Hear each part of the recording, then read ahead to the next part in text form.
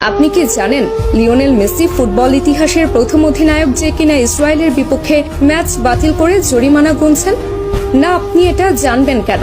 আপনার তো এটা জানার ইচ্ছে নেই, বরং আপনার কাজ মেসির সমালোচনা করা। একটা ছবি পেয়েছেন, অমনি মেসির সমালোচনা শুরু করেছেন। কারণে অকারণে মেসির পেছনে আপনি অকারণে পুরো ক্যারিয়ার জুড়ে লেগেছিলেন। তাহলে শুনুন, মেসি ফিলিস্তিনের মানুষের প্রতি কতটা মানবিকতা দেখিয়েছিলেন। সাল 2018 রাশিয়া বিশ্বকাপের আগে আর্জেন্টিনা মাঠে নামবে ইসরায়েলের বিপক্ষে। সবকিছু ঠিকঠাক। ঠিক সেই মুহূর্তে ফিলিস্তিনের তরফ থেকে জানানো হলো এই ম্যাচটা যেন আর্জেন্টিনা বাতিল করে।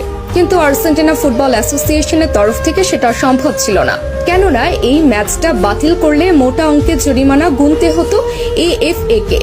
আর অর্থনৈতিক দৈন্য দশায় ভোগা আর্জেন্টিনা ফুটবল অ্যাসোসিয়েশনের তরফ থেকে সেটা সম্ভব ছিল না। ঠিক সেই মুহূর্তে ফিলিস্তিনের মানুষ সরাসরি খোলা চিঠি ছুড়েন মেসির কাছে। আর্জেন্টাইন অধিনায়ককে অনুরোধ জানানো হয় ম্যাচটা যেন বাতিল করে, এবং মেসি তাদের অনুরোধে সাড়া দিয়ে ম্যাচ বাতিল করেন এবং নিজ পকেট থেকে জরিমানা পরিশোধ করেন আর্জেন্টাইন ক্যাপ্টেন। সঙ্গে সঙ্গে ইতিহাসের প্রথম ক্যাপ্টেন হিসেবে ম্যাচ বাতিল করে জরিমানার টাকা পরিশোধ করে অনন্য দৃষ্টান্ত রাখেন লিও। এবার বলুন, কোন মেসিকে নিয়ে সমালোচনা করেছেন? কতজন মানুষ এইভাবে নিজ পকেট থেকে জরিমানা গুনেছেন ফিলিস্তিনের জন্য, বলুন তো? এরপর যদি মেসির সমালোচনা করেন, দয়া করে আয়নায় মুখখানা দেখবেন। এবার আসি এই ছবির ঘটনায়।